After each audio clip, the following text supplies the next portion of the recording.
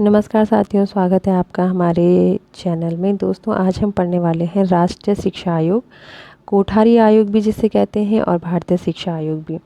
ठीक है, तो इससे पहले हमने राधा कृष्णन आयोग और मुदारियन आयोग पढ़ लिए हैं। ये सारे ही टॉपिक जो हैं आपकी प्रवक्ता स्क्रीनिंग के सिलेबस में लगे हुए हैं। आप जाके हमारे प्लेलिस्ट में जाकर इन्हें देख सकते हैं। तो चलिए दोस्तों, पढ़ते हैं राष्ट्रीय शिक्षा आयोग। तो इसका सामान्य परिचय पहले देख लेते हैं। तो भारत सरकार ने शिक्षा के पुनर्गठन पर समग्र रूप से सोचने समझने और देश भर के लिए समान शिक्षा नीति का निर्माण करने के उद्देश्य से 14 जुलाई 1964 को डॉक्टर DS कोठारी की अध्यक्षता में 17 सदस्यीय राष्ट्रीय शिक्षा आयोग का गठन किया गया है। और इस आयोग के अध्यक्ष थे डॉक्टर कोठारी, और इनके नाम पर जो है इस आयोग का नाम कोठारी आयोग पड़ता है। तो इसमें इसका जो गठन आपसे पूछेगा तो आप जो है 14 जुलाई 1964 अध्यक्ष डॉक्टर DS कोठारी। ठीक है, अब इसकी बात करें, इस आयोग की नियुक्ति की बात करें तो भारत सरकार ने 14 जुलाई 1964 को विश्वविद्यालय अनुदान आयोग के अध्यक्ष प्रोफेसर दौलत सिंह कोठारी की अध्यक्षता में राष्ट्रीय शिक्षा आयोग की नियुक्ति की। और इस आयोग में कुल 17 सदस्य थे। तो अध्यक्ष तो थे प्रोफेसर दौलत सिंह कोठारी, और इनके साथ जो है 16 और सदस्य थे। तो ये कुल जो है 17 सदस्य थे। तो 17 सदस्य में अगर हम बात करें तो 11 तो भारतीय सदस्य थे। अब जो 6 हैं छः आपके जो है विदेशी सदस्य थे। तो ये कई बार एग्जाम में पूछा भी जा चुका है कि जो कोठारी आयोग है उसमें भारतीय सदस्य कितने थे और विदेशी सदस्य कितने थे। कभी एग्जाम में ये भी पूछा जा सकता है कि जो कोठारी आयोग है उसमें कुल सदस्य संख्या कितनी थी। तो आप याद रखिए 17 सदस्य थे। अगर इसमें जो है अध्यक्ष का नाम पूछ लिया जाए तो प्रोफेसर दौलत सिंह कोठारी हैं। सचिव श्री JP नायक हैं, और सहायक सचिव आपके श्री JF मैकडूगल थे। तो इनको जो है आप थोड़ा ध्यान में रखें। अब हम बात करते हैं आयोग के प्रतिवेदन का। जो आयोग रिपोर्ट जो है आयोग ने सरकार को सौंपी थी, उसमें क्या क्या इन्होंने क्या क्या सुझाव दिए थे, किस प्रकार से रिपोर्ट इनकी तैयार हुई थी, इसके बारे में थोड़ा देख लेते हैं। तो इस आयोग को पूरा करने के लिए दो विधियों का प्रयोग किया गया। एक तो निरीक्षण या साक्षात्कार, और दूसरा प्रश्नावली। तो शिक्षा की समस्याओं के समाधान के लिए 5000 प्रश्नावली को 5000 व्यक्तियों के पास भेजा गया। मतलब इन्होंने जो है 5000 प्रश्नों की एक प्रश्नावली तैयार की, और ये जो प्रश्नावली है ये 5000 जो अलग अलग व्यक्ति थे इनको ये जो प्रश्नावली वो भेजी गई। तो इनमें से जो है 2400 व्यक्तियों ने इसे भरकर लौटाया। तो इस दोनों विधियों से प्राप्त सूचनाओं के आधार पर 29 जुलाई 1966 को ये अपना जो है प्रतिवेदन या अपनी रिपोर्ट शिक्षा एवं राष्ट्रीय प्रगति शीर्षक से भारत सरकार को प्रेषित करते हैं। मतलब जो इनकी रिपोर्ट थी, इनकी रिपोर्ट का जो शीर्षक था वो था शिक्षा एवं राष्ट्रीय प्रगति, और ये इस नाम से अपनी रिपोर्ट को सरकार को भेजते हैं। ये जो रिपोर्ट थी ये 692 पृष्ठों की थी और 3 खंडों में विभक्त थी। तो भेजते कब हैं? 29 जून 1966 को।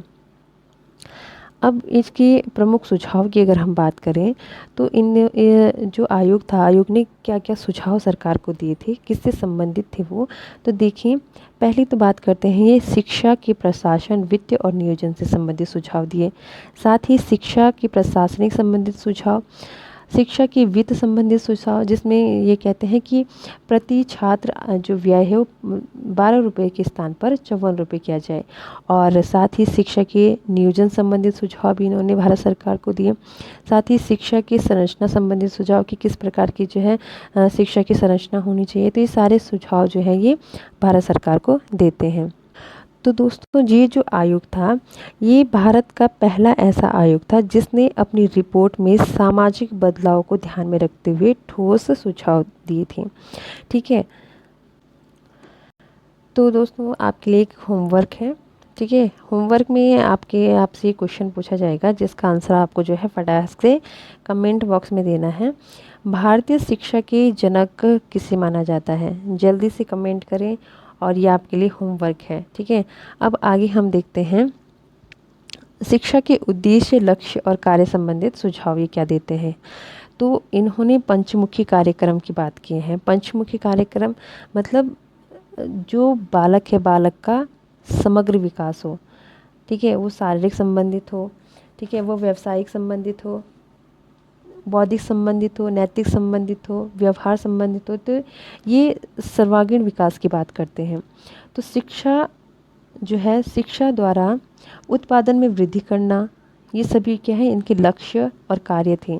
साथ ही शिक्षा जो है वो सामाजिक एवं राष्ट्र एकता को दृढ़ कर सके, शिक्षा में लोकतांत्रिक मूल्यों का विकास हो, शिक्षा राष्ट्र का आधुनिकीकरण करना, जो आधुनिकीकरण करना मतलब समाज परिवर्तनशील है, तो इसके आधार पर जो है शिक्षा में भी परिवर्तन होना चाहिए। क्योंकि हम पहले के जो टाइम पे जो हमारी शिक्षा थी वो उस समय के अकॉर्डिंग सही थी, लेकिन अगर हम उस जो हमारे जो पहली शिक्षा थी अगर हम उसे आज के अकॉर्डिंग में देखें तो इसमें काफ़ी बदलाव है। तो जो वर्तमान की जो शिक्षा है वो वर्तमान के समाज के आधार पर होनी चाहिए, तो यही है आधुनिकीकरण।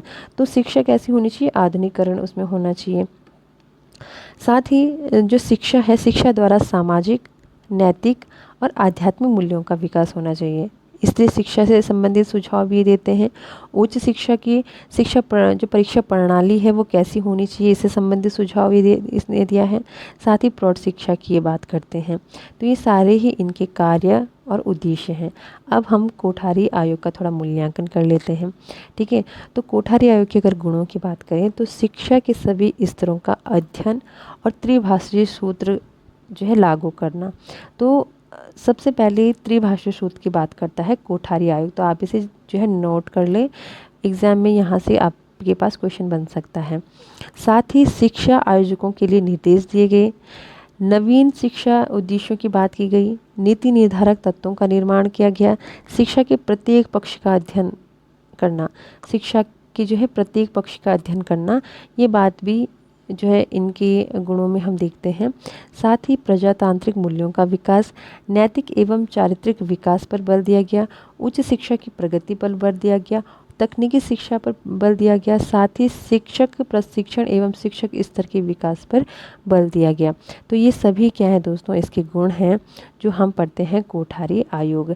साथ ही तो इनके दोषों की अगर हम बात करें इस आयोग की, तो इसमें जो है शिक्षा के संगठन को अस्पष्टता है, देखिए प्रशासन की अस्पष्टता है, शैक्षिक उद्देश्यों का एक तरफा होना है, राष्ट्रीय शिक्षा के नाम पर अस्पष्ट सुझाव दिए गए हैं आयोग द्वारा, और माध्यमिक स्तर के भी अस्पष्ट सुझाव आयोग द्वारा दिए गए हैं। वेतन और अनुदान प्रणाली पर दोषपूर्ण नीतियाँ हैं, और शिक्षा के विस्तार के विषय में विरोधी विचार हैं, और आयोग के गठन व आकार में विरोधाभास है। तो ये सभी जो है इस आयोग के गुण हम दोष हम कह सकते हैं। तो ये था दोस्तों आज आपका कोठारी आयोग। मिलते हैं नेक्स्ट वीडियो में ऐसे ही किसी एक आयोग के साथ, तब तक के लिए धन्यवाद।